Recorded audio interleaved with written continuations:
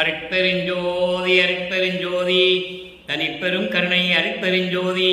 எல்லா உயிர்களும் இன்புற்று வாழ்க, வள்ளல் மலரடி வாழ்க வாழ்க.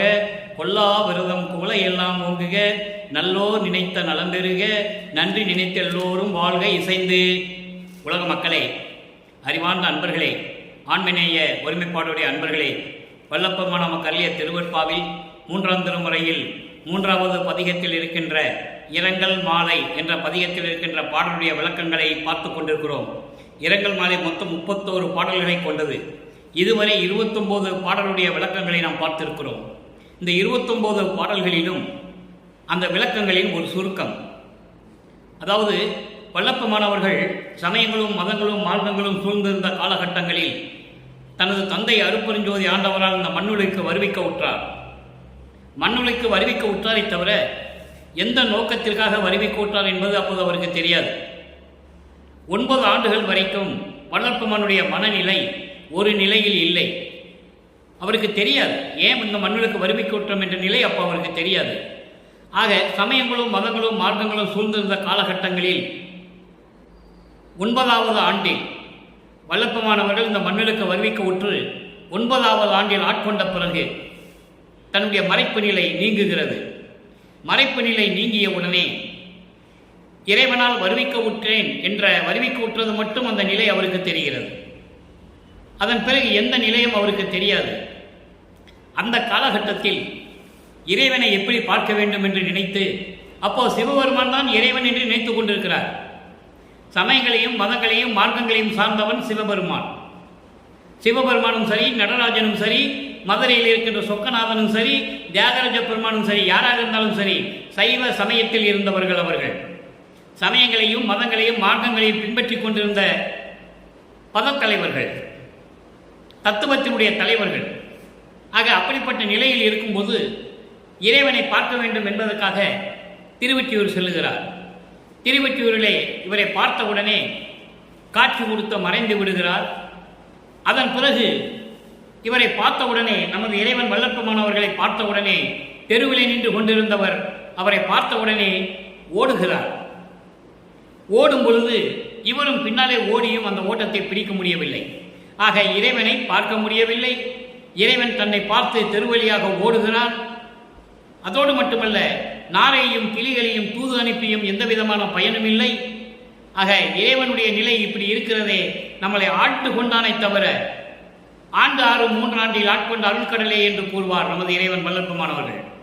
9வது ஆண்டிலே ஆட்கொண்டானே தவிர எந்த அருளையும் கொடுக்கவில்லையே, என்ன செய்வது என்று மன உளைச்சலில் இருக்கும்போது இந்த பாடலை உலக மக்களுக்காக, நமக்காக நமது இறைவன் வல்லப்பமானவர்கள் அருளியிருக்கிறார்கள் என்பதை நீங்கள் புரிந்து கொள்ள வேண்டும். இந்த பாடலிலே தன்னை தலைவியாகவும் இறைவனை தலைவனாகவும் வர்ணனை செய்து, உள்ளத்தை தோழியாக வர்ணனை செய்து இந்த பாடலை நமக்கு அருளியிருக்கிறார்கள். உள்ளத்திடம் சொல்லுவது போல உலக மக்களுக்கு தெரிவிக்கிறார். அதான் நாம் பார்த்து கொண்டிருக்கிறோம். அந்த வகையிலே நாம் பார்க்க வேண்டிய பாடல் 30வது பாடல், இரங்கல் மாலை 30வது பாடல். சமயங்களும் மதங்களும் மார்க்கங்களும் சூழ்ந்திருந்த காலகட்டங்களில் நமது இறைவன் வல்லப்பமானவர்கள் எப்படி அதையும் தழுவி இருந்தார் என்பதையும், இறைவனுடைய நிலையையும், இறைவனை எப்படியெல்லாம் உருவகப்படுத்துகிறார் என்பதையும் நாம் பார்த்து கொண்டிருக்கிறோம். நன்றாக கவனியுங்கள். 30வது பாடல். நலத்தில் சிறந்த ஒற்றி நகர், நலத்தில் சிறந்த ஒற்றி நகர் நன்னும் எனது நாயகனார், வளத்தில் சிறந்தார் மாலையிட்டு மறித்தும் மறுவார். மாலையிட்டு மறித்தும் வருவார். மாலையிட்டு என்று சொல்லுவது ஆட்கொள்ளுவது. தன்னை ஒரு பெண்ணாக தலைவியாக உருவகப்படுத்தியதனால் மாலையிட்டார் என்று சொல்லுகிறார். அப்போ தன்னை ஆட்கொண்டானே தவிர மீண்டும் என்னை வந்து பார்க்கவில்லை, என்னை வந்து சேரவில்லை. வாராரேல் வாராரேல் நிலத்தில் சிறந்த உறவினர்கள் நிந்தித்தையோ என்னை தமது குலத்தில் சேரார். என்னடி என் குறையை எவருக்கு கூறுவேனே? தோழையிடம் சொல்லுவது போல, உள்ளத்திடம் சொல்லுவது போல உலக மக்களுக்கு தெரிவிக்கிறார். இப்போ இந்த பாடலில் வருகின்ற பதவுரை பார்த்துவிட்டு அப்புறம் தெளிவுரையும் பார்த்துவிட்டு, நமது இறைவன் வல்லப்பமானவர்கள் சமரச சுத்த சன்மார்க்கத்தை தந்தையிடம் பெற்ற பிறகு இறைவனுடைய நிலையையும் இறைவனிடமிருந்து எப்படியெல்லாம் அருளை பெற்றுக்கொண்டார் என்பதையும் நாம் பார்க்க போகிறோம். இப்போ இந்த பாடலில் வருகின்ற பதவுரை, அதாவது பதவுரை என்பது கடினமான வார்த்தைகளுக்கு நலத்தில் சிறந்த ஒற்றிநகர் நன்னும் எனது நாயகனார், அதாவது எல்லா நன்மைகளையும் தரக்கூடிய திருவெற்றியூரிலே இருக்கக்கூடிய இறைவன் என் நாயகனார், எனது கணவர். இறைவனை கணவர் என்று சொல்லுகிறார். ஏனால் தன்னை பெண்ணாக உருவகப்படுத்தியதனால் இறைவனை தலைவனாக உருவகப்படுத்தி கூறுகிறார். வளத்தில் சிறந்தார், எல்லா அருள் வல்லமைகளையும் பெற்றவர்தான். என்னை மாலையிட்டு என்னை ஆட்கொண்டு மரித்தும் வருவார். என்னை ஆட்கொண்டானே தவிர திரும்பி வந்து என்னோடு வந்து சேரவில்லை, என்னை பார்க்க வரவில்லை. அவர் வராவிட்டால் வராரேல் என்றால் அவர் வராவிட்டால் நிலத்தில் சிறந்த உறவினர்கள், இந்த மண்ணுகளிலே இருக்கின்ற என்னுடைய உறவினர்கள் எல்லாம், பெண்கள் எல்லாம் எப்படி சொல்லுகிறார் என்றால் நிந்தித்தையோ என்பது குறை சொல்லி, என்னை குறை சொல்லி அவர்கள் குலத்தில், அவர்களுடைய கூட்டத்தில், அவர்களுடைய உறவினோடு உறவில் என்னை சேர்க்க மாட்டார்கள். என்னடி என் தோழியே, இந்த குறையை நான் யாரிடம் போய் சொல்லுவேன் என்று சொல்லி இந்த பாடலை அருளியிருக்கிறார்கள். இப்போ இந்த பாடலுடைய தெளிவுரை விளக்கம், அதாவது வலிமையில் சிறந்த எல்லா அருள் நன்மைகளையும் கொடுக்கக்கூடிய திருவெற்றியில் இருக்கின்ற இறைவன் எனது கணவர், எனது நாயகனார். என்னை மாலையிட்டு ஆட்கொண்டாரை தவிர மறுபடியும் என்னிடம் வந்து சேரவில்லை. அவர் வராவிட்டால் இந்த மண்ணுலகில் இருக்கின்ற என்னுடைய உறவினர்கள் எல்லாம் அவருடைய உறவு முறையில் அந்த குலத்தில் என்னை சேர்க்க மாட்டார்கள். என்னடி தோழியே, இந்த குறையை நான் யாரிடம் சொல்வேன் என்று சொல்லி இந்த பாடலை அருளியிருக்கிறார்கள். இந்த பாடலின் மூலம் உலக மக்களுக்கு என்ன தெரிவிக்கிறார் நமது இறைவன்? உலக மக்களே, நான் இறைவனால் வருவிக்க உற்று, ஒரு தாயின் வழியாக இந்த மண்ணுலகை வருவிக்க உற்று 9 ஆண்டுகள் வரையிலும் நான் யார் என்ற தெரியாத நிலையில் இருந்து கொண்டிருந்தேன். அதன் பிறகு 9வது ஆண்டிலே நான் வருவிக்க உற்று 9வது ஆண்டிலே இறைவன் என்னை ஆட்கொண்ட பிறகு என்னுடைய மறைப்பு நிலை நீங்கியது. உலக மக்களே, மறைப்பு நிலை நீங்கிய உடனே இறைவன் யார் என்ற நிலையை நான் அறிந்து கொண்டேன். அப்போ அறிந்து கொண்ட பிறகு திருவெற்றியூரிலே இறைவனை பார்ப்பதற்காக நான் சென்று கொண்டிருந்தேன்.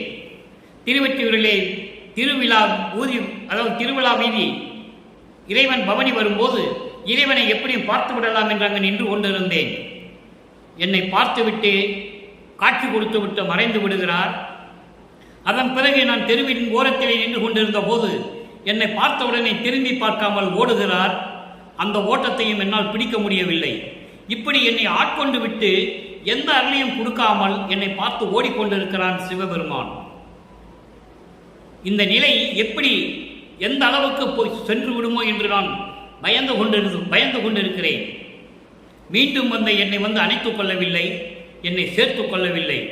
அப்படி அவர் வராவிட்டால் இந்த மண்ணுலகிலே என்னுடைய உறவினர்கள் எல்லாம் சேர்ந்து எல்லா பெண்களும் கேலி செய்து அவருடைய குலத்தில் அவருடைய அந்த உறவு என்ற முறையில் என்னை சேர்த்துக் கொள்ள மாட்டார்களே, நான் தனிமையாக நின்று விடுவேனே. உலக மக்களே, இப்படியெல்லாம் இறைவன் என்னை பாடாக படுத்துகிறான். இந்த குறையை நான் யாரிடம் போய் சொல்லுவேன்? உலக மக்களே, தந்தையே வந்து இவ்வளவு அருளை கொடுக்கவில்லை என்றால் இந்த குறையை நான் யாரிடம் போய் சொல்லுவேன் என்று சொல்லி முறையிடுகிறார். உலக மக்களுக்கு சொல்லுகிறார்.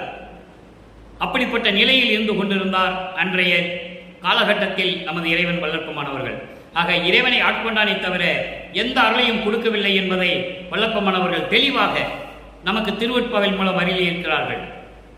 காரணம், இந்த சமயங்களும் மதங்களும் மார்க்கங்களும் எல்லாம் சூழ்ந்த இந்த காலகட்டங்களில் தன் மகனையும் இந்த சமயங்களிலும் மதங்களிலும் மார்க்கங்களில் ஈடுபட செய்து அதை மக்களிடம் சொல்லி அதன் பிறகு சுத்த சன்மார்க்கத்தை கொடுத்த பிறகு இந்த சமயங்களும் மதங்களும் மார்க்கங்களும் பொய் என்று சொல்ல வேண்டும்.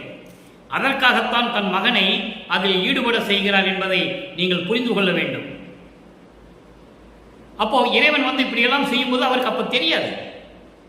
அதனால் அந்த நிலையில் அவர் இருந்து கொண்டிருந்தார் என்பதை பேருபதேசத்தில் கூட சொல்லுவார். அப்போ எனக்கு அற்ப அறிவாக இருந்தது என்று சொல்லுவார்.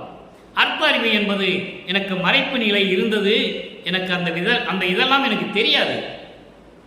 அதன் பிறகு இறைவனை ஆட்கொண்ட பிறகு அதையெல்லாம் தேவையில்லை மகனே, நீ உலக மக்களுக்கு பறைசாற்றி விடு என்று சொன்ன பிறகுதான் நான் சமயங்களும் மதங்களும் மரங்களும் பொய் என்று சொன்னேன். ஞானசரியில் சொல்லுவார், பொறித்த மதம் சமயம் எல்லாம் பொய் பொய்யே என்று சொல்லுவார். ஆக இப்படியெல்லாம் பாடலை நமக்கு வளர்ப்புமானவர்கள் அருளி இருக்கிறார்கள். இப்போ இதே நிலை வல்லற்பமானவர்கள் சமரச சுத்த சன்மார்க்கத்தை பெற்ற பிறகு சமயங்களும் மதங்களும் மார்க்கங்களுடைய நெறிகளை எல்லாம் சங்கற்ப விகற்பங்கள் எல்லாம் உலக மக்களுக்கு தேவையில்லை என்ற நிலை வரும்போது சுத்த சன்மார்க்கத்தை பெற்ற பிறகு இறைவனிடம் எப்படியெல்லாம் வேண்டி அருளை பெற்றுக் கொண்டார் என்பதையும், இங்கே திருவொற்றியூரில் இருக்கின்ற இறைவன் என்று சொல்லுவார், அவன் சமயத்தை சேர்ந்தவன், சமயங்களையும் மதங்களையும் மார்க்கங்களை சேர்ந்த இறைவன் சிவபெருமான். அதெல்லாம் நீக்கிவிட்டு அருப்பெருஞ்சோதி ஆண்டவர் சமரச சுத்த சன்மார்க்கத்தினுடைய தலைவன், இந்த பிரபஞ்சத்தின் ஒரே இறைவன், ஆதியும் அந்தமில்லாமல் சுயமாக தோன்றிய இறைவன் அருப்பெருஞ்சோதியினுடைய அருள் நிலையையும் அவரிடமிருந்து எப்படியெல்லாம் அருளை பெற்றுக் கொண்டார் என்பதையும் உலக மக்களுக்கு தெரிவிக்கிறார். அதை பார்க்க போகிறோம். 6ஆம் திருமுறை 43வது பதிகம் இறை திருக்காட்சி. இறைவனுடைய காட்சியை உலக மக்களுக்கு தெரிவிக்கிறார். அங்கே இரங்கல் மாலையிலே 3வது பதிகத்தில் இருக்கின்ற இரங்கல் மாலை 30வது பாடலுக்கு அங்கே என்ன சொல்லுவார்? திருவொற்றியூரில் இருக்கின்ற இறைவன் என்று சொல்லுவார். அந்த பாடலுக்கு சமரச சுத்த சன்மார்க்கத்தை பெற்ற பிறகு சுத்த சன்மார்க்கத்தின் விளக்கம் எப்படி இருக்கிறது? இங்கேயும் 30வது பாடல் நல்லா கவனிங்க. பனி இடர் பயம் தீர்த்து, பனி இடர் பயம் தீர்த்து எனக்கு அமுது அளித்த பரமனை, என் உள்ளே பழுத்த கனி அணையவனை, அருப்பெருஞ்சோதி கடவுளை, கண்ணினுள் மணியை, புனிதனை, எல்லாம் வல்ல ஓர் ஞான பொருள் எனக்கு அளித்த மெய்ப்பொருளை, தனியனை ஈன்ற தாயை, என் உரிமை தந்தையை கண்டுகொண்டேனே. எவ்வளவு தெளிவாக சொல்றார் என்பதை நீங்கள் புரிந்து கொள்ள வேண்டும். இப்போ பாடலுடைய அந்த பொருள் பாருங்க. சமரச சுத்த சன்மார்க்கத்தை பெற்ற பிறகு அருப்பெருஞ்சோதியை எப்படியெல்லாம் கண்டுகொண்டார், எப்படியெல்லாம் அருளை கொடுத்தார் என்பதை பார்க்க போகிறோம். பனி என்பது கவலை, பனி என்பது கவலை, இடர் என்பது துன்பம், பயம் என்பது அச்சம். இந்த கவலையும் துன்பத்தையும் அச்சத்தையெல்லாம் தீர்த்து எப்படி இது அவருக்கு வந்தது? சமயங்களையும் மதங்களையும் மார்க்கங்களையும் பின்பற்றி கொண்டிருந்த போது இந்த கவலைகளும் துன்பங்களும் துயரங்களும் அச்சங்களும் பயங்களும் எல்லாம் அவரை சூழ்ந்து கொண்டிருந்தன. அப்படி அந்த கவலையையும் துன்பத்தையும் பயத்தையெல்லாம் தீர்த்து எனக்கு அமுதளித்த பரமனை, பரம்பொருள் அருப்பெருஞ்சோதி, அப்படிப்பட்ட பரமனை, என் உள்ளே பழுத்த கனி அணையவனை. என் உள்ளே பழுத்த கனியவன் என்பது சமரச சுத்த சன்மார்க்கத்துடைய விளக்கம் என்னவென்றால், அதாவது என் உள்ளே கலந்து கொண்டு சிவ அனுபவம் கொடுத்தவனை. சிவ அனுபவம், சிவ அனுபவம் என்பது அருப்பெருஞ்சோதியின் அனுபவம், கடல் நிலை, கடவுள் நிலை, கடவுள் அனுபவம். அப்படிப்பட்ட அனுபவத்தை கொடுத்த இறைவனை, அருப்பெருஞ்சோதி கடவுளை, என் கண்மணி, கண்ணுள் இருக்கின்ற கண்மணியை, புனிதனை, புனிதன் என்பது சமரச சுத்த சன்மார்க்க தலைவனை. சமரச சுத்த சன்மார்க்கத்தை தழுவியவன் தான் புனிதன். சமரச சுத்த சன்மார்க்கத்தில் இருக்கின்றவன் தான் கொலையும் புலையும் தவிர்த்து இருக்க முடியும், உயிர்கள் மேல் கருணையை காட்ட முடியும், தயவை காட்ட முடியும், இரக்கத்தை காட்ட முடியும். சமயங்களிலும் மதங்களிலும் மார்க்கங்களிலும் இருக்கவனுக்கு அது இருக்காது. உயிர்களை கொன்று தின்று கொண்டிருப்பான். அந்த மாமிசத்தை, அந்த பிணத்தை, அந்த பிண்டத்தை தின்று கொண்டிருப்பான். அதெல்லாம் இங்க புனிதன் என்று சொல்லுகிறார். சமரச சுத்த சன்மார்க்க சேர்ந்த புனிதனை, எல்லாம் வல்ல ஓர் ஞான பொருள் எனக்கு அளித்த மெய்ப்பொருளை. எல்லாம் வல்ல ஞான பொருள் எது? அருப்பெருஞ்சோதி. அப்படி அருப்பெருஞ்சோதியை எனக்கு கொடுத்த மெய்ப்பொருள், இயற்கை உண்மை விளக்க கடவுளாகிய அருப்பெருஞ்சோதி ஆண்டவரை, தனியனை ஈன்ற தாயை, இந்த தனியனை ஈன்ற தாயே, இந்த மகனை ஈன்ற தாயே. தனியன் என்பது மகன், தன்னன் தனியாக நின்று கொண்டிருந்த இந்த மகனை ஈன்று இந்த மண்ணுலகிற்கு கொடுத்த எனது தாயை, என் உரிமை தந்தையை. அருப்பெருஞ்சோதி ஆண்டவர் தான் எனக்கு உரிமை தந்தை. நல்லா கவனிச்சுக்கணும் நீங்க. அப்படிப்பட்ட தாயும் தந்தையுமாக இருக்கின்ற எனது இறைவனை, அருப்பெருஞ்சோதி கடவுளை நான் கண்டுகொண்டேனே என்று சொல்லி இந்த பாடலை நமக்கு அருளி இருக்கிறார்கள். அடுத்த ஒரு நிலை பாருங்க, விளக்கம். சமயங்களும் மதங்களும் மார்க்கங்களும் சாராத நிலையில் சுத்த சன்மார்க்கத்தை தந்தையிடம் பெற்ற பிறகு 97வது பதிகம் நடராஜபதி மாலையிலே 30வது பாடல். நடராஜபதி மாலை என்பது உடனே நீங்கள் நடராஜனை பற்றி பாடுவது என்று நினைக்கக்கூடாது. அவன் சமயத்தை சேர்ந்தவன், மதங்களையும் மார்க்கங்களையும் உருவாக்கியவன். அதனால் நடராஜபதி என்பது நடராஜபதி என்று சொன்னார். நடராஜபதி என்பது நடனங்களுக்கெல்லாம் ராஜாக விளங்கிக் கொண்டிருக்கின்ற, நடன கலைகளுக்கெல்லாம் அரசனாக விளங்கிக் கொண்டிருக்கின்ற அருப்பெருஞ்சோதி. அதுதான் நடராஜபதி மாலை. அதில் ஒரு 30வது பாடல் நல்ல கவனிங்க. அந்நாளில் அம்பல திருவாயிலிடை, அந்நாளில் அம்பல திருவாயிலிடை உனக்கு அன்புடன் உரைத்தபடியே அற்புதமெல்லாம் வல்ல நம் அருள் பேரொளி அளித்தனம். அதாவது அந்நாளில், அந்நாளில் என்பது இந்த மண்ணுலகுக்கு நீ வருவதற்கு முன்னாலேயே, நான் உன்னை இந்த மண்ணுலகுக்கு வருவிக்க செய்வதற்கு முன்னாலேயே, அந்த நாளில் நீ மண்ணுலகுக்கு போக வேண்டும் மகனே, அங்கு வந்த பிறகு உனக்கு நான் அருட்பெருஞ்சோதியை கொடுப்பேன் என்று சொன்னேனே, அதன்படி நல்ல கவனிக்க நண்பர்களே. வள்ளற்பெருமான் ஒவ்வொரு யுகத்திலேயும் இருந்தவர் என்பதை இந்த வரியிலே தெளிவாக உலக மக்களுக்கு தெரிவிக்கிறார் என்பதை இங்கே நான் பதிவு செய்ய கடமைப்பட்டிருக்கிறேன். அந்நாளில், அந்நாளில் அம்பல திருவாயிலை உனக்கு அன்புடன் உரைத்தபடி, நீ மண்ணுலகத்துக்கு போக வேண்டும் என்று சொல்லும்போது நீ மறுக்கும் போது உனக்கு சத்தியம் செய்து கொடுத்திருந்தேன். நீ உன் தாயின் வழியாக மண்ணுலகுக்கு நீ செல்ல வேண்டும், அங்கே சுத்த சன்மார்க்கத்தை பெற்ற பிறகு மக்களிடம் சுத்த சன்மார்க்கத்தை பரப்ப வேண்டும் என்ற காரணத்தில் தான் அந்த நாளில் உனக்கு சொன்னபடியே இப்பொழுது உனக்கு அருட்பெருஞ்சோதி கொடுத்தேன் என்று சொல்கிறார். அற்புதம் இல்லாமல் நம் அருள் பேரொளி அளித்தனம். நான் சொன்னபடியே உனக்கு அருட்பெருஞ்சோதியை நான் கொடுத்து விட்டேன். மகிழ்ந்து உன் உள்ளே இந்நாளில் கொடுத்து, என்னாலே இந்த மண்ணுலகுக்கு உன்னை வருவிக்க செய்து இந்நாளில் கொடுத்து நீ எண்ணியபடிக்கு இயற்றி விளையாடி மகிழ்க. அன்று நான் உனக்கு அருட்பெருஞ்சோதி கொடுப்பேன் என்று விண்ணுலகத்திலே சத்தியம் பண்ணி உனக்கு கொடுத்த சத்தியத்தின்படி இன்று உனக்கு எல்லாம் கொடுத்து விட்டேன். இப்போ இந்த மண்ணுலகிலே சுத்த சன்மார்க்கத்தை பெற்றுவிட்டாய். உன் எண்ணப்படி நீ எப்படியெல்லாம் உன் எண்ணத்தில் நினைத்தாயோ அந்தபடியெல்லாம் நீ அருளாட்சி செய்வாயாக, அருளாட்சி செய்து மகிழ்வாயாக என்று சொல்லுகிறார். இயற்றி விளையாடுக என்று சொல்லுகிறார். விளையாடுக என்பது இந்த பிரபஞ்சத்தை இயக்குவது. ஐந்தொழில்களையும் பெற்றுக்கொண்டு படைத்தல், காத்தல், அழித்தல், மறைத்தல், அருளல் என்ற 5 தொழில்களையும் பெற்றுக்கொண்டு இந்த பிரபஞ்சத்தை நீ இயக்கி மகிழ்வாயாக என்று சொல்லுகிறார். மகிழ்க என்றும் இரவா நிலையில் இன்ப அனுபவனாகி இயல் சுத்தம் ஆதி மூன்றும். மரணமில்லா பெருவாழ்வில் இருந்து கொண்டு, அன்பர்களை நல்லா கவனிக்கணும், மரணமில்லா பெருவாழ்வில் இருந்து கொண்டு பேரின்ப அனுபவனாகி, சிவ அனுபவனாகி, சிவம் என்பது இங்கே அருட்பெருஞ்சோதி. சிவம் வேறு, சிவன் வேறு. எல்லாரையும் குழப்பி விட்டு விட்டார்கள். சிவம் வேறு, சிவன் வேறு. சிவம் என்பது அருட்பெருஞ்சோதி. அருட்பெருஞ்சோதி அனுபவமாகி இயல் சுத்தம் ஆதி மூன்றும். சுத்தம் ஆதி மூன்றும் என்பது சுத்த தேகம், புரோண தேகம், ஞான தேகம். இந்த 3 தேகங்களையும் பெற்றுக்கொண்டு எந்நாளும் உன் இச்சை வழி பெற்று வாழ்க.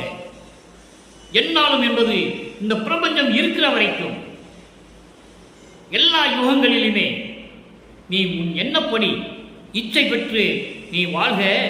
யாம் எய்து நின்னுள் கலந்தே. அதற்காகத்தான் உன் உடம்பிற்குள், உன் உள்ளத்துக்குள் நான் கலந்து விட்டேன், உன்னோடு கலந்து விட்டேன். நீயும் நானும் ஒன்று, வேறு வேறு அல்ல. நீ கடவுள் நிலையை அடைந்து விட்டாய். நீ இறைவன் என்று சொல்லுகிறார். தந்தையை மகனிடம் சொல்லுகிறார். அதை நீங்கள் கவனிக்க வேண்டும். நீ இறைவன், இந்த பிரபஞ்சத்தை இயக்கக்கூடிய இறைவன் நீ. அதனால்தான் நான் தனியாக இருக்கக்கூடாது என்பதற்காக உன்னோடு நான் கலந்து கொண்டேன். இனி எந்த ஆற்றினும் பிரிவு உரை. நீ எந்த சூழ்நிலையிலும் எந்த நிலையிலும் இனிமே உன்னை விட்டு நான் பிரிய மாட்டேன். இது உண்மை, சத்தியம். இது உண்மை, இது எம் ஆணை. இது நான் சத்தியம் செய்கிறேன் உன் மீது. இனிமேல் உன்னை விட்டு நான் பிரியவே மாட்டேன். ஆக என்றுமே இனிமேல் அருட்பெருஞ்சோதி ஆண்டவர் தன் மகனோடு இரண்டர கலந்து இருப்பதனால் தான் இறைநிலையில் இருக்கின்றார் வள்ளற்பெருமான் என்று நான் பதிவு செய்ய கடமைப்பட்டிருக்கிறேன். என்ற குருவே மண்ணாகி எல்லா உயிர்களுக்கும் உயிராகி மண்ணாகி என்பது நீ நிலை பெற்று எல்லா உயிரினங்களுக்கும் உயிராகி என் பெரிய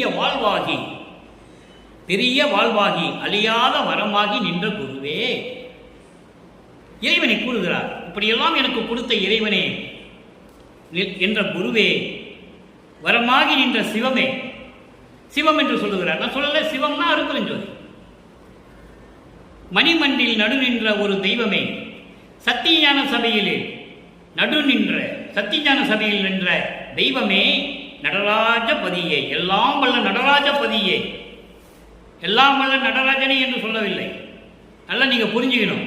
நிறைய சூட்சமங்கள் இருக்கின்றன.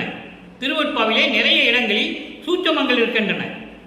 இறைவனுடைய தயவும் கருணை இருந்தால்தான் இந்த விளக்கத்தை மக்களுக்கு சொல்ல முடியும் என்பதை நான் பெருமையுடன் கூறிக்கொள்ள விரும்புகிறேன்.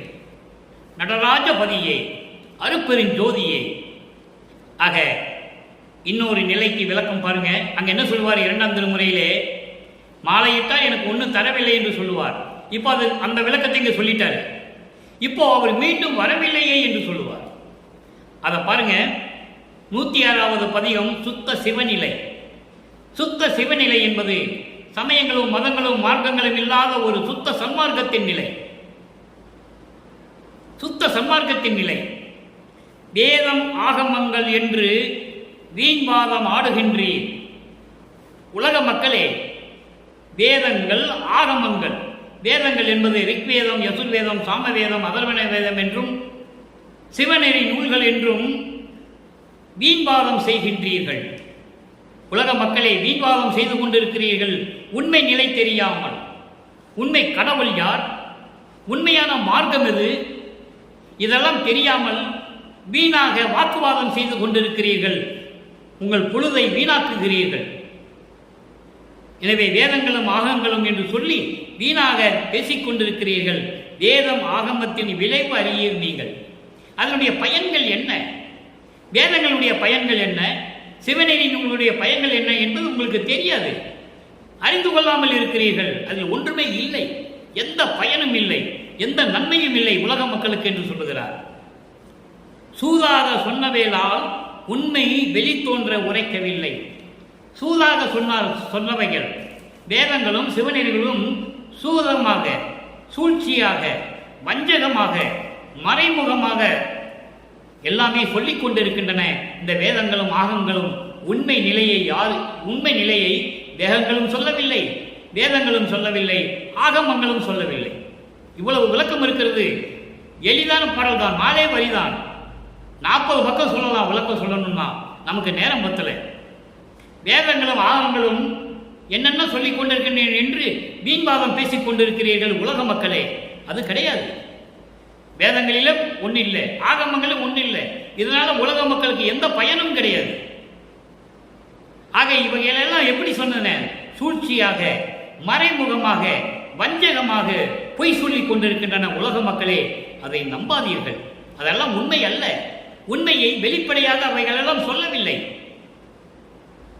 அதான் சொல்றாரு, உண்மை வெளித்தோன்ற உரைக்கவில்லை. உண்மைகளை வெளிப்படையாக இந்த உலக மக்களுக்கு எதுவுமே தெரிவிக்கவில்லை, சொல்லவில்லை. என்ன பயனோ இவை? இதனால் என்ன பயன்? வேதங்களும் பயன் இல்லை, ஆகமனும் நமக்கு தேவையில்லை. எல்லாமே பொய் சொல்லிக் கொண்டிருக்கின்றன. சூழ்ச்சிகளும் வஞ்சகங்களும் நிறைந்த இந்த சமயங்களும் மதங்களும் மார்க்கங்களையும் பின்பற்றிக் கொண்டிருக்கிறீர்களே உலக மக்களே, அது இனிமேல் தேவையில்லை. சுத்த சன்மார்க்கத்துக்கு வாருங்கள் என்று உலக மக்களுக்கு தெரிவிக்கிறார்.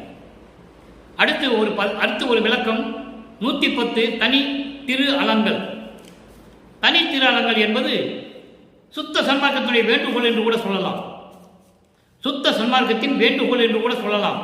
தனி திரு அலங்கள். அலங்கள் என்பது பாமாலை, தனித்திரு என்பது அருளோடு கூடிய இந்த பாமாலை. இறைவனை பற்றி சொல்லுகிறார் பாருங்கள். மன்றுளாடும் வள்ளலே, மன்றுளாடும் வள்ளலே, எனது வள்ளல் என்று எனக்கு உள்ளே தெரிந்த அன்றுதான் தொடங்கி அம்மையே, அப்பா, ஐயனே, அன்பனே, அரசே என்று நிந்தனையை நினைத்திருக்கின்றேன். எட்டுணையெனினும் வேறு இடத்தில் சென்று நின்று அறியேன். தெய்வமே, இது நின் திருவுள்ளம் தெரிந்ததுதானே? இறைவனிடம் சொல்லுகிறார். இறைவனே, மன்றுளாடும் வள்ளலே, சத்தியஞான சபையிலே இருந்து கொண்டு அருளாட்சி செய்து கொண்டு அருள்நடனம் செய்து கொண்டிருக்கின்ற அருட்பெருஞ்சோதியே. அருட்பெருஞ்சோதிக்கு வள்ளல் என்ற ஒரு பெயர் உண்டு. அதனால்தான் வள்ளல் பெருமானவர்களுக்கு திரு அருட்பிரகாச வள்ளலார் என்ற பெயர் ஏற்பட்டது. ஆக வள்ளலே என்பது அருட்பெருஞ்சோதி. சத்தியஞான சபையிலே இருந்து கொண்டு அருளாட்சி செய்து கொண்டு அருள்நடனம் செய்து கொண்டிருக்கின்ற எனது இறைவனே, அருட்பெருஞ்சோதியே, எனது வள்ளல் என்று எனக்கு உள்ளே தெரிந்த அன்றுதான் தொடங்கி எனக்கு நீதான் கடவுள் என்று சொல்லி என் உள்ளத்திலே தோன்றி அன்று முதல் இன்று வரை அம்மையே, எனது அப்பா, ஐயனே, அன்பனே, அரசே என்று உன்னையே நினைத்துக் கொண்டிருக்கிறேன். உன்னை மறக்கவும் மாட்டேன், மற்ற தேவர்களை மதிக்கவும் மாட்டேன் என்று சொல்லுவார். இரண்டாம் திருமுறையிலே சொல்லுவார், உன்னை மறக்கவும் மாட்டேன், மற்ற தேவர்களை மதிக்கவும் மாட்டேன். ரொம்ப எளிமையா சொல்லுவார். அதனால நான் யாருக்கும் போக மாட்டேன், உன்னை தவிர எனக்கு யாரும் இல்லை. சிறு தெய்வங்களை நான் பேர் சொல்லி கூட கூப்பிட மாட்டேன்னு சொல்லுவார். இது கலிவன் மாலா வரும். விரிப்பிலே மாலையின் பதவி என்று கூட சொல்லுவார். உங்களுக்கு தேவையான பதவிகள் எனக்கு தேவையில்லை, நான் யாரையும் மதிக்கவும் மாட்டேன். எந்தனையே நினைத்திருக்கிறேன், ஆக உன்னை மட்டுமே நினைத்திருக்கிறேன். எத்துணை எனினும் வேறு இடத்தில் சின்ன அளவு கூட, ஒரு எல்லளவு கூட, சிறிதளவு கூட நான் வேறு இடத்தில் போய் நிற்க மாட்டேன். வேறு இடம் என்பது விண்ணுலகத்திலே நான் யாரிடம் போய் நிற்க மாட்டேன். பிரம்மன், திருமால், ருத்திரன் முதல் அத்தனை பேரும் சரி, உன்னை தவிர நான் யாரிடத்தில் போய் நிற்க மாட்டேன். எத்துணை எனினும் வேறு இடத்தில் சென்று நின்று அறியே. அதெல்லாம் எனக்கு தெரியாது. மறந்தும் என்ற நாவால் உரைக்க மாட்டேன் சிறு தெய்வ நாமங்களை என்று சொல்லுவார். இவங்களெல்லாம் சிறு தெய்வம் என்று சொல்லுவார். ஆனால் மக்களை ஏமாற்றி என்ன சொல்லிவிட்டார்கள் தெரியுமா? கொலை செய்கிற இடம் தான் சிறு தெய்வம் அப்படின்னு சொல்லிட்டாங்க. அப்படி இல்லை. அருட்பெருஞ்சோதி ஆண்டவர் தவிர மற்ற எல்லாமே சிறு தெய்வம் தான். மறந்தும் என்ற நாவால் உரைக்க மாட்டேன் சிறு தெய்வ நாமங்களை. அதனாலதான் இங்க சொல்றாரு, உன்னை தவிர நான் வேறு இடத்துல போய் நிற்க மாட்டேன்னு சொல்றேன். உன்னை மறக்கவும் மாட்டேன், மற்ற தேவர்களை மதிக்கவும் மாட்டேன் என்று சொல்லுவார். ஆக அந்த நிலையில், தனிப்பட்ட நிலையில் அருட்பெருஞ்சோதி ஆண்டவரின் மகனாக நின்று கொண்டிருப்பவர் நமது இறைவன் வல்லப்பெருமானவர்கள் என்பதை நீங்கள் புரிந்து கொள்ள வேண்டும். தெய்வமே, இது நின் திருவுள்ளம் அறிந்ததுதானே. அருட்பெருஞ்சோதியே, என் தெய்வமே, என் அம்மாயே, என் அம்மையே, என் அப்பாவே, என் அரசே, என் அன்பனே, இதெல்லாம் உனக்கு தெரிந்ததுதானே. நான் யாரிடம் போய் நின்று கொண்டிருப்பேன், யாரையும் மதிக்கவும் மாட்டேன் என்று சொல்லுவார். இறுதியாக ஒரே ஒரு விளக்கம். அனுபவ மாலை. இரங்கல் மாலையிலே தன்னை தலைவியாகவும் இறைவனை கணவனாகவும் உள்ளத்தை தோழியாகவும் வர்ணனை செய்து அந்த பாடலை நமக்கு அருளியிருப்பார்கள். அப்போ சமயங்களையும் மதங்களையும் மார்க்கங்களையும் சார்ந்திருந்த இறைவன் வளர்ப்பமானவர்கள். அதனால் சமயங்களையும் மதங்களையும் மார்க்கங்களையும் சார்ந்த இறைவன் சிவபெருமானை நினைத்துக் கொண்டிருக்கிறார். இவன் தான் கடவுள் என்று நினைத்துக் கொண்டிருக்கிறார்.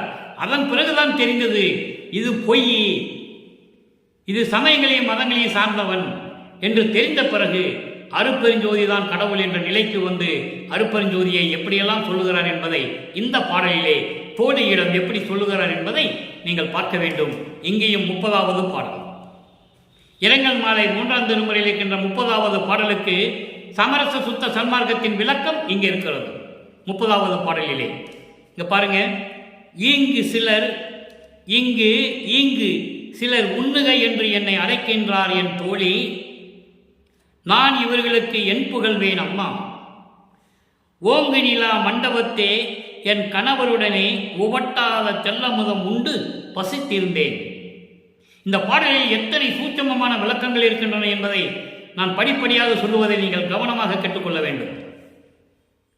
பசித்திருந்தேன், தேங்குழல் இங்கு இனி எனக்கு பசிவரில் அப்போது சொப்புகின்றேன்.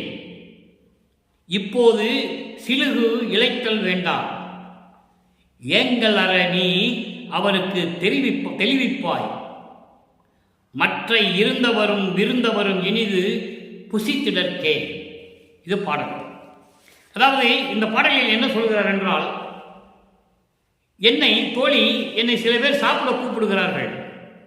அவர்களுக்கு தெரியாது எனக்கு பசி இல்லை என்பது அவர்களுக்கு தெரியாது. எனக்கு ஏன் பசி இல்லை?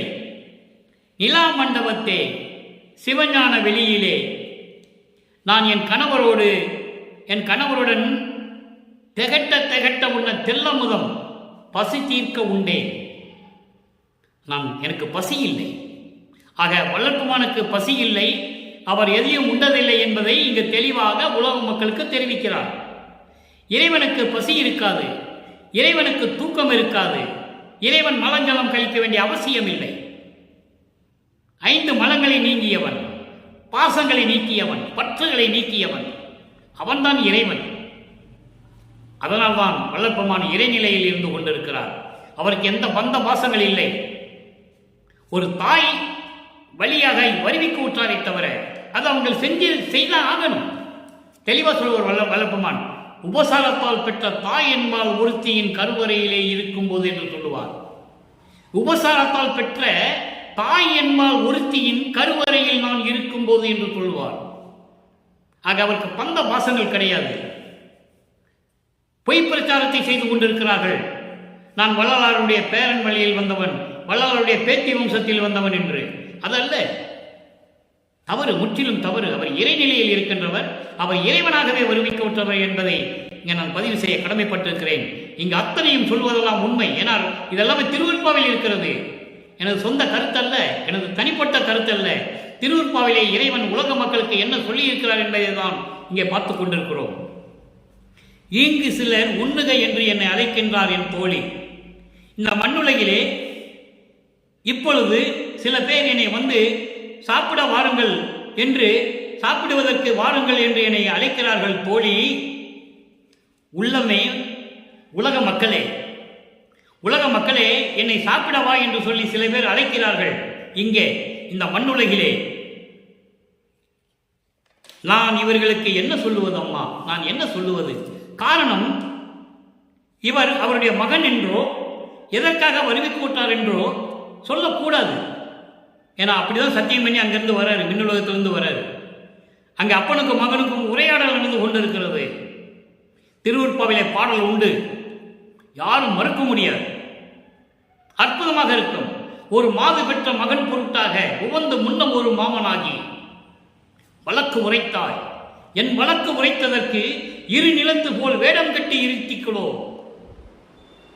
திருமால் வணங்கும் பதத்துவா, யான் உன் சிறுவன் என்றோ. பாடல் உண்டு. நான் ஒரு தாய்க்கு மகனாக பிறக்க வேண்டும். நான் மகனாக பிறந்த பிறகு இன்னொரு பெண்ணுக்கு நான் தாய் மாமனாக வேண்டும். இப்படியெல்லாம் எனக்கு நீ சொல்லிதானே இந்த மண்ணுலகத்துக்கு அனுப்பினாய் என்று சொல்லுவார். எல்லாமே திருவருட்பாவிலே உண்டு. ஆக எனக்கு பசி இல்லை, தூக்கம் இல்லை, உறக்கம் இல்லை என்பது இவர்களுக்கு எப்படி தெரியும்? நான் கடவுள் நிலையில் இருக்கின்றவன், நான் அருப்பறிஞனுடைய மகன். நான் அது தெரியாமல் என்னை சாப்பிட கூப்பிடுகிறார்கள் தோழி. உலக மக்களே, உள்ளத்தை தோழியாக சொல்லுவது போல, தோழியிடம் சொல்லுவது போல உலக மக்களுக்கு சொல்லுகிறார். உலக மக்களே, நான் அருப்பறிஞனுடைய மகன், எனக்கு பசியெல்லாம் இல்லை. ஆனால் நான் சாதாரணமானவன் என்று நினைத்து என்னை சாப்பிட அழைக்கிறார்கள். வா சாப்பிட போகலாம் என்று அழைக்கிறார்கள். நான் என்ன சொல்லுவது? அவர்களுக்கு நான் என்ன பதில் சொல்வது என்று எனக்கு தெரியவில்லை. இங்க பாருங்க, அடுத்து ஓங்கு நீலா மண்டபத்தே. ஓங்கு நீலா மண்டபம் என்பது சிவஞான வெளி. அதுதான் 16வது நிலை, அதுதான் கடவுள் நிலை. சரியை கிரியை யோகம் ஞானம் என்ற அந்த 16வது நிலையில் இருப்பதுதான் ஓங்கு நீலா மண்டபம்.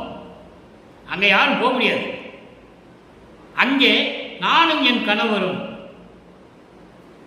உலக மக்களே, நானும் எனது தந்தையும் இங்கே ஒரு பெண்ணாக உருவப்படுத்தியதனால் தோழியிடம் சொல்லுவது போல இந்த பாடலை நமக்கு அருளியிருக்கிறார்கள்.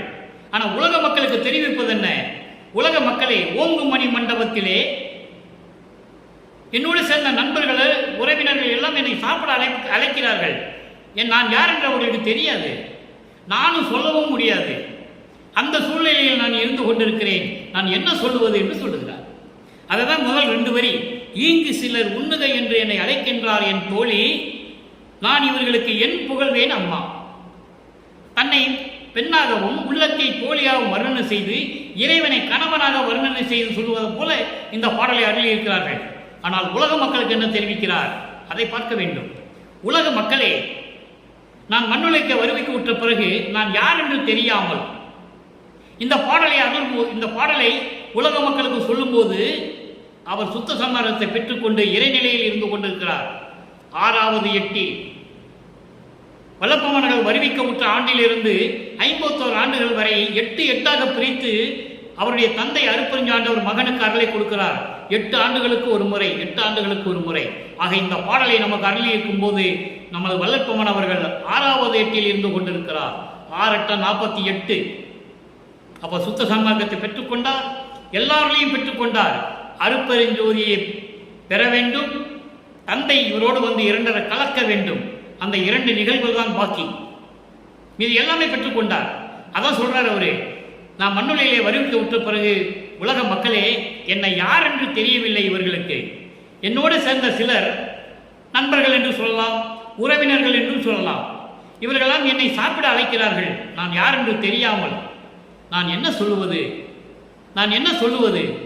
அந்த நிலையில் நான் இருந்து கொண்டிருக்கிறேன். அதுக்கப்புறம் அதான் ஓகநிலா மண்டபத்தே சிவஞான வெளியிலே என் தந்தை எனக்கு கொடுத்த அருளமுதத்தை ஒட்டாதுன்னா திகட்ட போதும் என்ற அளவிற்கு திகட்ட நான் அருளமுதம் உண்டு பசியை தீர்த்து கொண்டேன். ஆக வல்லப்பெருமானுக்கு பசி இல்லை என்பதை உலக மக்களுக்கு இங்கே தெரிவிக்கிறார். நீங்க சித்தி வளாகத்துக்கு வாங்க நண்பர்களே, அங்க என்ன இருக்குன்றீங்க? சமையல் அறை இருக்கா? குளியல் அறை இருக்கா? தூங்குற அறை இருக்கா? ஒண்ணுமே இல்லை. இப்போ எப்படி அவர் சாப்பிட்டுருப்பாரு? நீங்க புரிஞ்சுக்கணும், உணரணும். ஆக அப்படி நிலையில் இருக்கின்ற இறைவன் நமது வல்லப்பெருமானவர்கள். ஓட்டாதே தெல்லமுதம் உண்டு பசித்திருந்தேன். இன்னொரு இடத்துல சொல்லுவார் 6ஆம் திருமுறையிலே, நான் பசித்த போதெல்லாம் தான் பசித்ததாகி எனக்கு அருளமுதம் கொடுத்தான். எனக்கு பசி என்று நினைக்கும் போதெல்லாம் அவனுடைய பசி என்று நினைத்து அருட்பெருஞ்சோதி ஆண்டவர் எனக்கு அருளமுதம் கொடுத்தான் என்று சொல்லுவார். அவர் கருவில் இருந்தே அருளமுதம் உண்டவர். இந்த நிலையை மக்களுக்கு 200 ஆண்டுகளாக யாருமே சொல்லவில்லை என்பதுதான் வேதனையான விஷயம். எல்லாமே சொன்னார்கள், புராணங்களிலும் காவியங்களிலும் இருக்கிற கதையெல்லாம் சொன்னார்கள். இங்கே இறைவனே சொன்னதை யாரும் சொல்லவில்லை. இறைவனே வல்லப்பெருமானே சொல்லுகிறார், நான் கருவிலே இப்படி இருந்தேன், அங்கு வந்து என் தந்தை அருளமுதம் கொடுத்தார், எனக்கு ஒளி காட்டினார், தென்றல் காற்று வீசினார், இதெல்லாம் சொல்லுவார். யாருமே சொல்லலையே, சொன்னதானே தெரியும். அப்படி அருளமுதம் உண்டு பசி தீர்த்து கொண்டவர் நமது இறைவன். தேன்குழல் இங்கு இனி எனக்கு பசிவரில் அப்போது சுப்புகின்றேன். தேன்குழல் என்பது தோழியை சொல்லுகிறார், உள்ளத்தை சொல்லுகிறார், உலக மக்களுக்கு தெரிவிக்கிறார். உலக மக்களே, எனக்கு பசி இல்லை, பசி இருந்தால் சொல்லுகிறேன் என்று தோழியிடம் சொல்லுவது போல சொல்லுகிறார். செப்புகின்றேன், இப்போது சிலுகு இழைத்தல் வேண்டாம், இப்போ என்னை துன்புறுத்த வேண்டாம். சிலுகு இழைத்தல் என்பது இப்போ என்னை துன்புறுத்த வேண்டாம், என்னை வற்புறுத்த வேண்டாம், என்னை இம்சை செய்ய வேண்டாம், தொந்தரவு செய்ய வேண்டாம் என்று உள்ளத்திடம் சொல்லுகிறார். ஏங்கள் அற நீ அவருக்கு தெளிவிப்பாய். ஏங்கள் அற நீ அவருக்கு தெளிவிப்பாய். யாருக்கு? உலக மக்களுக்கு. அதாவது எந்த விதமான சந்தேகமும் இல்லாமல், எந்த விதமான ஐயமும் இல்லாமல், அச்சமும் இல்லாமல் உலக மக்களுக்கு நீ தெரிவிப்பாயாக. எப்படி? அவருக்கு பசி இல்லை, அவர் அருளமுதம் உண்டவர், அவர் இறைவனுடைய மகன், அதனால் அவருக்கு தேவையில்லை. இங்கே விருந்துக்கு வந்தவர்களை அவர்களை நீ கவனி. இருந்தவரும் விருந்தவரும் இனிது பசித்திடற்கே. அவங்க பசிக்கு அவங்க சாப்பிட்டு போட்டு, எனக்கு வேண்டாம், எனக்கு பசி இல்லை, நான் அருளமுதம் உண்டவன். ஓகநிலா மண்டபத்தே நான் என் தந்தையுடைய அருளமுதை தேக்க உண்டவன். தெவிட்ட போதும் என்ற அளவிற்கு நான் உண்டவன், எனக்கு அது தேவையில்லை என்ற நிலையை உலக மக்களுக்கு தெரிவிக்கிறார். எனவே அன்பர்களே, இந்த பாடலின் மூலம் நாம் தெரிந்து கொள்வது, சமயங்களையும் மதங்களையும் மார்க்கங்களையும் சூழ்ந்திருந்த காலகட்டத்தில் வல்லப்பெருமான் அவர்கள் இந்த மண்ணுலகை வருவிக்க விட்டு சமயங்களையும் மதங்களையும் மார்க்கங்களுடைய நெறிகளை எல்லாம் பின்பற்றி கொண்டு இருந்தார் என்பது உண்மைதான். திருநூறு பூசியிருந்தார், உத்தராஜ கட்ட போட்டிருந்தார், எல்லாமே செஞ்சுட்டு இருந்தார். அப்போ அவருக்கு தெரியாது. அவரே சொல்லுகிறார் எனக்கு தெரியாது என்று. வேற அதையே பிடிச்சிட்டு தொங்கிட்டு இருக்கக்கூடாது. சமரச சுத்த சன்மார்க்கத்துக்கு தேவையில்லைன்னு சொல்றார். சமயங்களும் மதங்களும் மார்க்கங்களும் செத்து விட்டன. பிரம்மன், திருமால், ருத்திரன் எல்லாருமே செத்து விட்டார்கள். தெளிவாக இருக்கார் அருப்பாவில், யாரும் மறுக்க முடியாது. எல்லாமே நடனமாடுகின்ற எனது தந்தை அருப்பெருஞ்சோதி ஆண்டவரின் இடது காலில் சுண்டு விரலில் நகத்தில் விட்டிருக்கின்ற துகள்கள் என்று சொல்லுகிறார். ஏன் அதை சொன்னார் என்பதை நீங்கள் நினைத்து பார்க்க வேண்டும். அவர்களை இழிவுபடுத்துவதற்காக அல்ல, அவர்களுக்கு தகுதியற்றவர்கள், அருள் இல்லாமல் நின்று கொண்டிருக்கிறார்கள். அவர்களுக்கு எந்த அருளும் இல்லை, எந்த அருளாற்றலும் இல்லை. ஆக எல்லாவற்றையும் பெற்றுக்கொண்டு, ஐந்தொழிலையும் பெற்றுக்கொண்டு இந்த பிரபஞ்சத்தை இயக்கிக் கொண்டிருக்கிறவர் நமது இறைவன் வல்லற்பமானவர்கள் என்பதை தெரிவித்துக் கொண்டு இத்துடன் இந்த விளக்கத்தை முடித்துக் கொள்ளலாம் என்று வள்ளலார் ஊழியன் நினைக்கின்றேன். எனவே அன்பர்களே, நீங்களும் அப்படிப்பட்ட இறைவனை, வள்ளற்பெருமானை, வல்லற்பெருமான் தான் அருப்பெருஞ்சோதி, சந்தேகமே இல்லை. நீங்கள் அருப்பெருஞ்சோதி என்று சொன்னாலே அவர் வள்ளற்பெருமான் தான். தந்தை தான் இவரோடு இரண்டரை கலந்து கொண்டாரே, தனித்தனியாக இல்லை, இரண்டு பேரும் ஒன்றுதான். நீங்கள் அருப்பெருஞ்சோதி என்று சொன்னாலே அங்கே இறைவன் வல்லற்பெருமான் தான் கடவுள் என்பதை மனதில் நிறுத்திக் கொண்டு, சைவ நெறியில் இருந்து கொண்டு மாமிச வகைகளை எடுத்துக்கொள்ளாது சைவ உணவுகளையே மேற்கொண்டு உயிரில் மேல் இரக்கம் காட்டி தயவு காட்டி சுத்த சன்மார்க்கத்துடைய நெறிகளை பின்பற்றி இறைவனுடைய அருளையும் அவருடைய செல்வங்களை எல்லாம் பெற்று நீங்கள் நீடூழி இந்த வையகத்திலே வாழ்வாங்க வாழ வேண்டும் என்று வாழ்த்தி இந்த வள்ளலார் ஊழியன் விடைபெறுகிறேன். மீண்டும் நாளை சந்திப்போம். நன்றி, வணக்கம். அருட்பெருஞ்சோதி, அருட்பெருஞ்சோதி, தனிப்பெரும் கருணை அருட்பெருஞ்சோதி.